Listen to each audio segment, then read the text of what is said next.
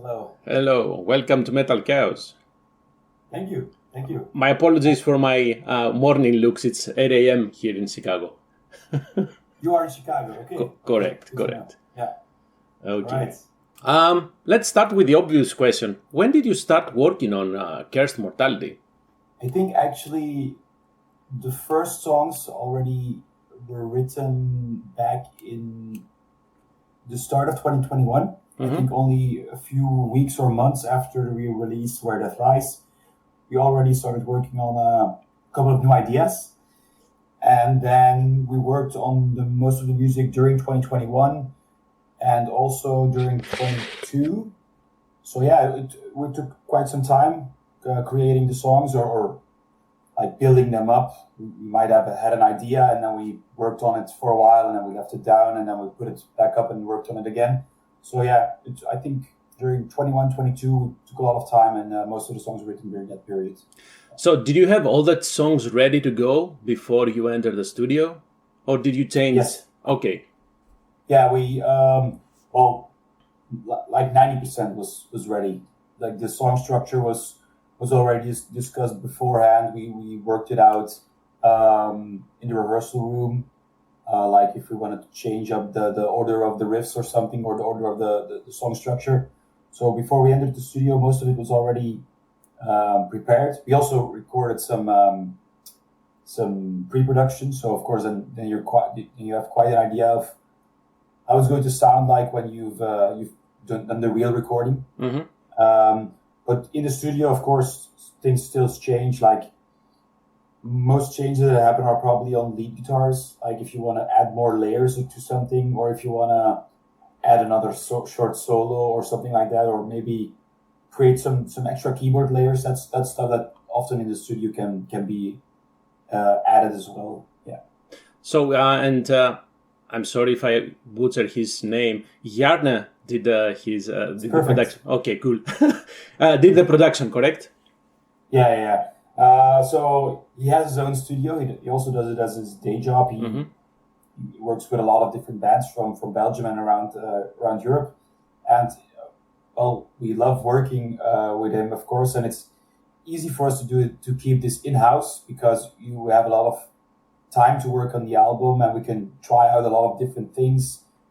We have a whole studio to work with. So we're very fortunate to be able to work like this and to have him in our team and to do the recordings ourselves. Yeah.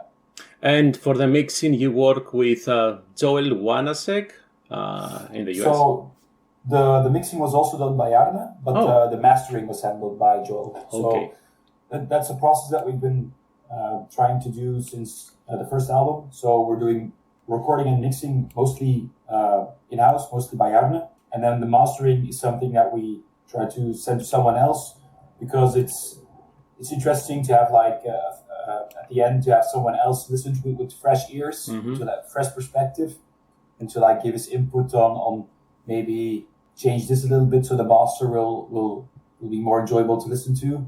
So yeah, that's the plan that we've been using so far, and it seems to work great for us. What about Herald of Demise? Is this correct that you had a guest there? Yeah, it's correct. So we were able to get a feature from Andy from Anila Rock on the first song. So the second solo at the end of the song is by Andy, and it's because like Jonathan, who's our main songwriter, he writes most of the music, the instrumental music at least. He's a really big King Diamond and Merciful Fate fan. So he has like all of his music on vinyl. He really wanted to feature by Andy, and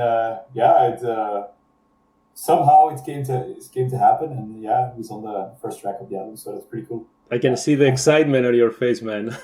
yeah, it's really awesome. It's every time I hear the solo, I'm like, wow, man, that's pretty crazy. So I guess you just ask him to write a solo. Did you give a demo of the song? How did that work?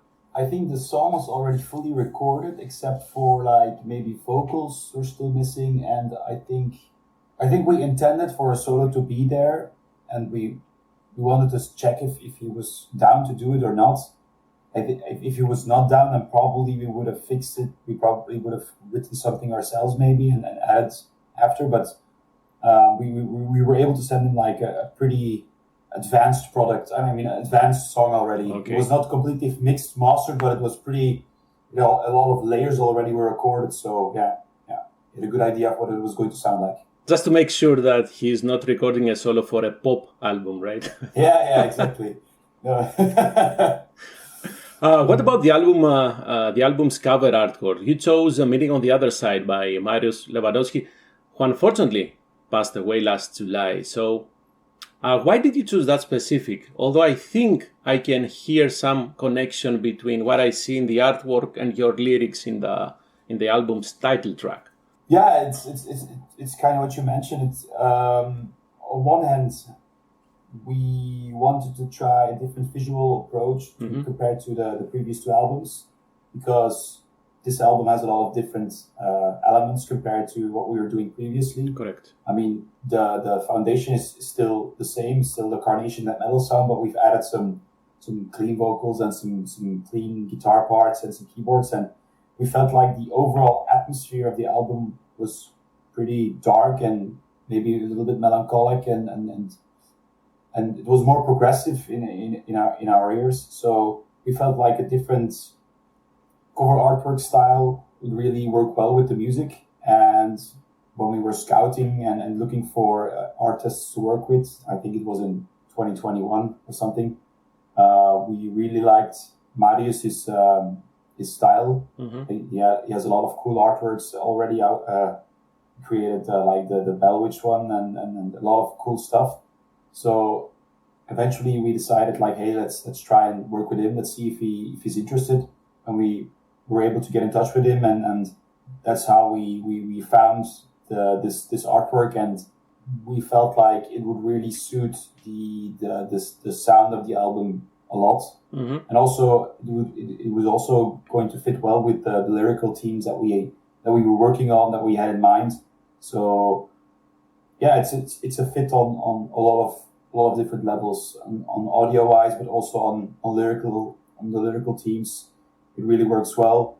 It's because lyrics, a lot of stuff on the album is about like reflecting and looking back on your life and thinking about the choices you've made and the journey you're on during your life.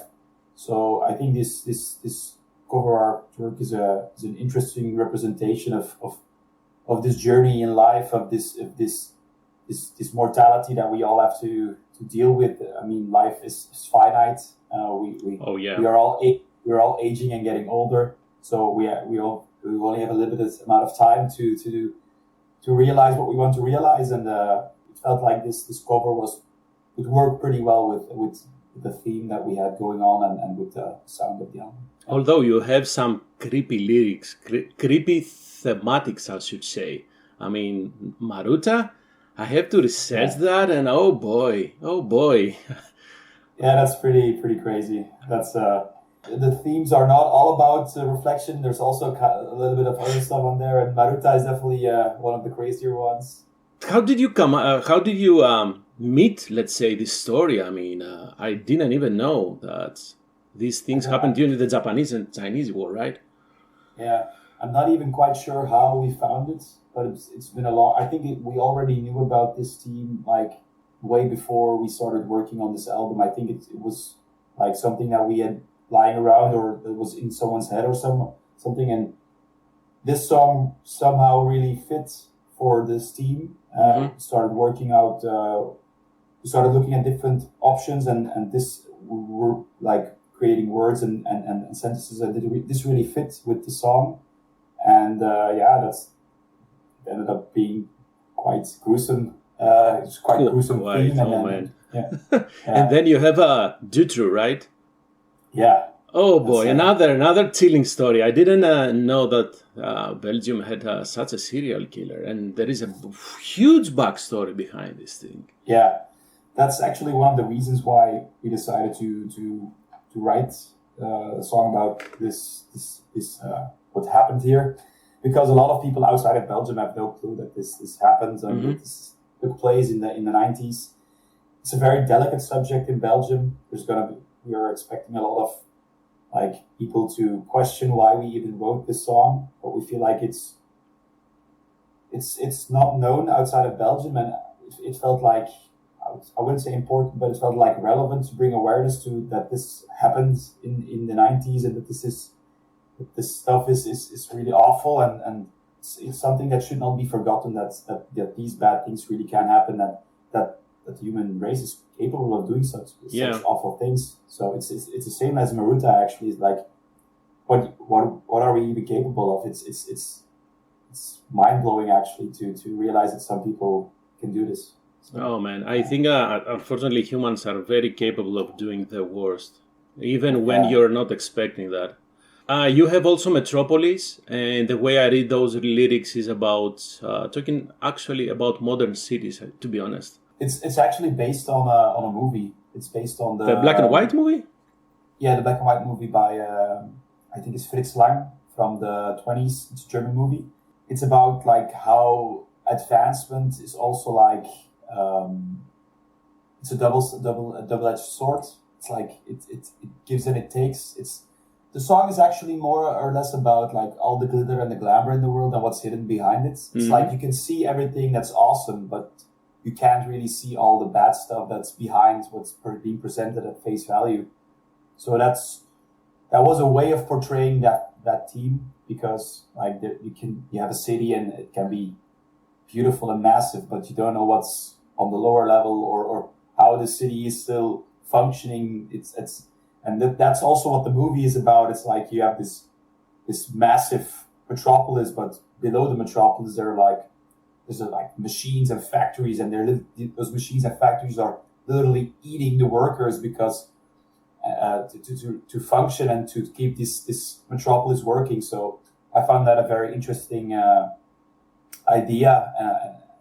It felt very relevant because you often are presented with all the good stuff and the beauty, but there's so much bad stuff. Right, and this is why I said it's about modern cities, and this is why that movie was so amazing and so prophetic, if you may. Yeah, they were seeing stuff that will happen. Yes. Yeah. You mentioned your clean vocals, right? And I think you tried this. The first time you tried that, it was in a Chasm Bismarck. Bismarck. Yeah. Okay, so I need more information. How? Because you mentioned a couple of times you changed the logo, you changed the visuals of the band. What was the drive behind that? Because sometimes people say, and I don't like that, but anyways, they say that the third album of the band's third album is the most important. But there you have Carnation doing changes on the third album. So what's going on there? Well, to be fair, it wasn't like after we finished Where That Lies that we said to ourselves like, now we're going to do an album with clean vocals. That was not how it went. It's like Jonathan started writing a lot of music, and a lot of the music that he wrote had like clean guitar parts and acoustic parts and like interludes and stuff.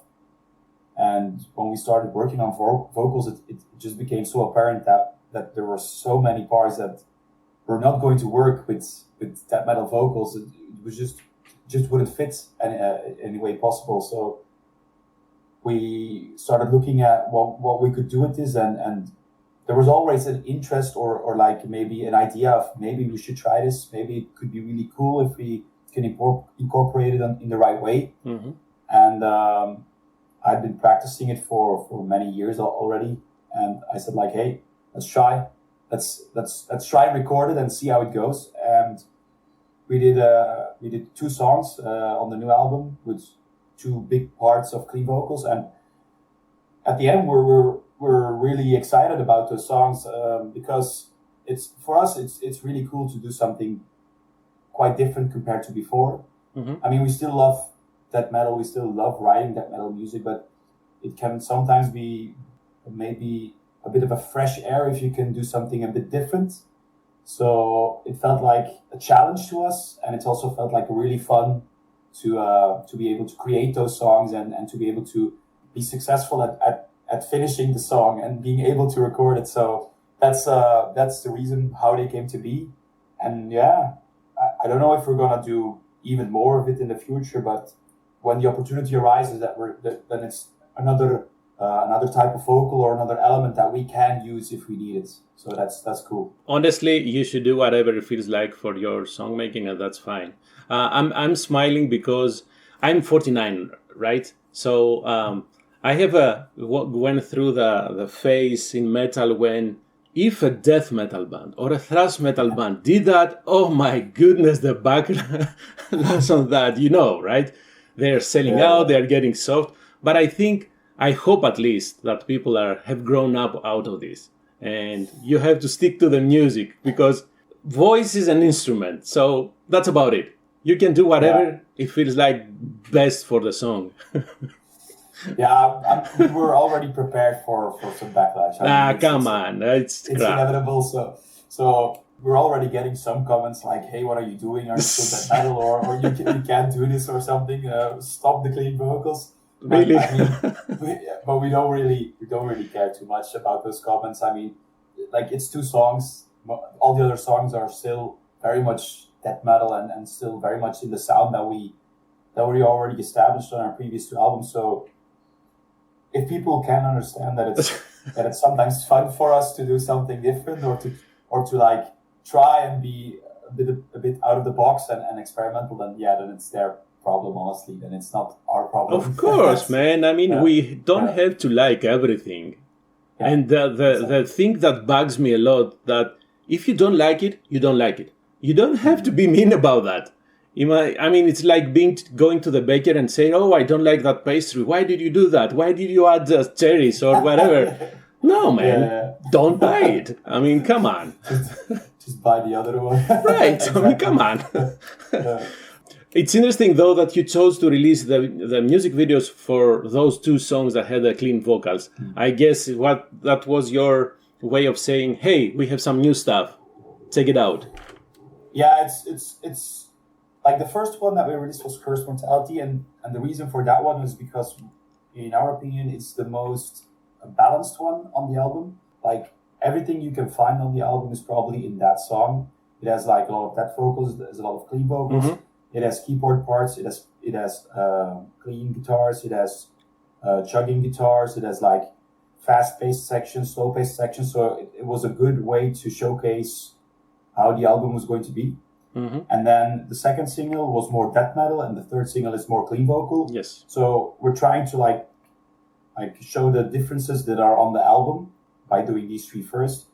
But of course, there's also the reason that we chose those first is to like because the singles get a lot of attention. It was our attempt to like maybe reach a new audience or reach people that are interested in more like clean vocals combined with death metal. So that's another intention of why you want to release these tracks as singles. Yeah. What about your look on stage? How did you come up with a new look, let's say?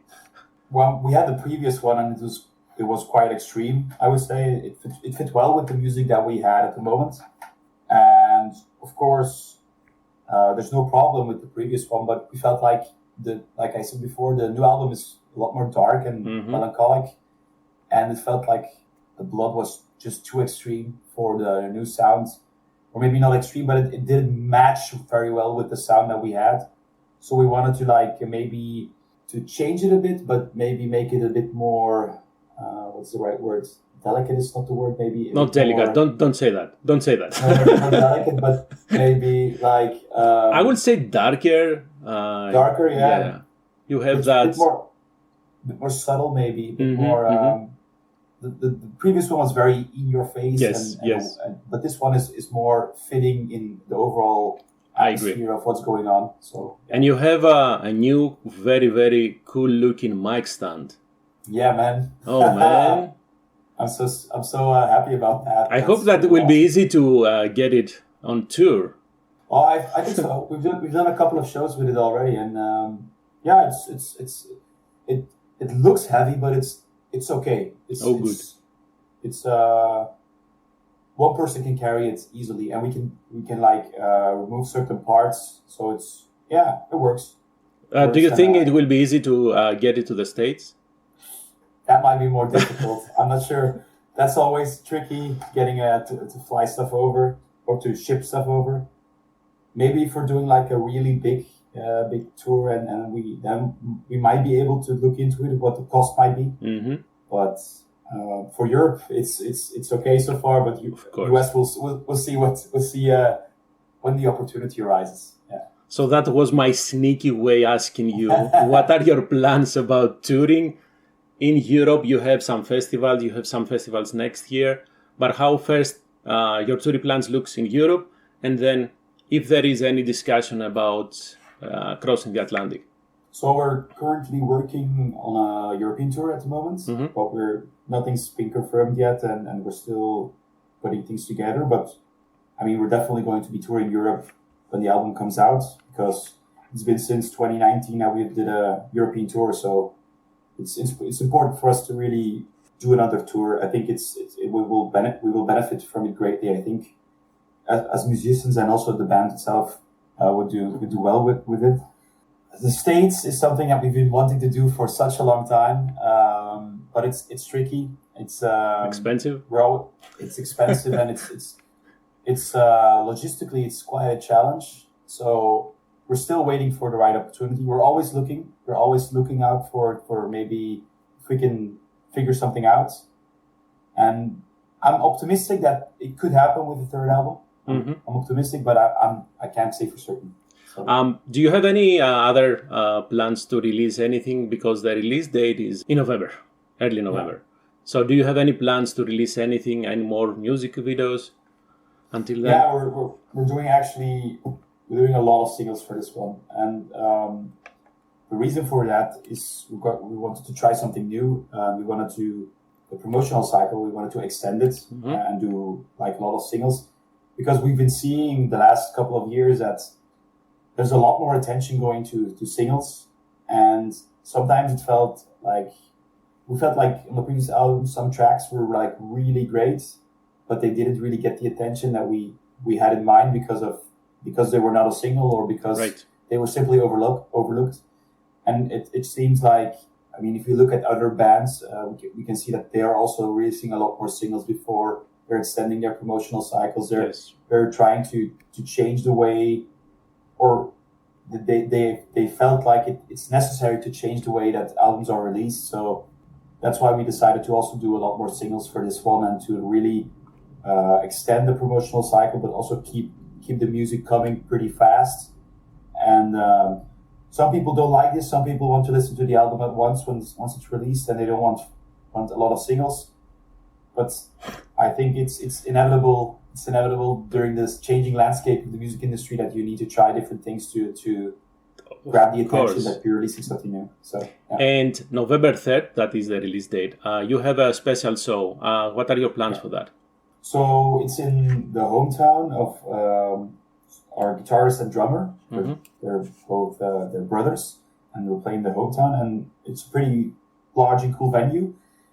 And we're gonna do a very long show, that's for sure. We're gonna do a lot of tracks from the new album, from the previous albums, from the singles. We're gonna try and create a really cool stage setting. It's a very big stage, and really try and do like the show that you always wanted to do. Like in a lot of venues, you're not always capable of. There's not always enough room, or there's maybe not enough light or something, or it's sometimes you have to work with what you get. Correct. And this is the show that we really want to like maximize and try and create something that we really envisioned. Like, this is the Carnation show that we wanted to be able to do every show if we could. Will you take any footage of that? I'm pretty sure that there will be footage. I'm not sure yet in what way, or I'm not sure if it's going to be like a live stream or something. I doubt it, but we're definitely going to try and create like video material and photos and stuff. So yeah. Will you have the album on sale, especially the vinyl edition? Yeah. So the album will definitely be available at the album release show. Pre-orders will probably already be sent earlier, like end of October, I believe. Because I'm not sure when we are receiving the album, but it's going to be a little bit before the release date, just so we can do everything logistically, of course, and everything prepared. So yeah, everything is looking good for release dates, for production and stuff. We're checking with Season of Mist quite often, and yeah, it should all be fine. Yeah. Great stuff. Simon, thank you very much for your time. Pleasure, man. Let's see each other next, the first time you will cross the Atlantic in Chicago. All right, in Chicago. I will remember that. Yes, definitely. Awesome. Thank you, man. Have a safe travel shows and the best of luck for the new album. Cheers. Thank you very much. Thank you for the interview. And talk to you next time, man. Absolutely. Bye-bye. Bye-bye.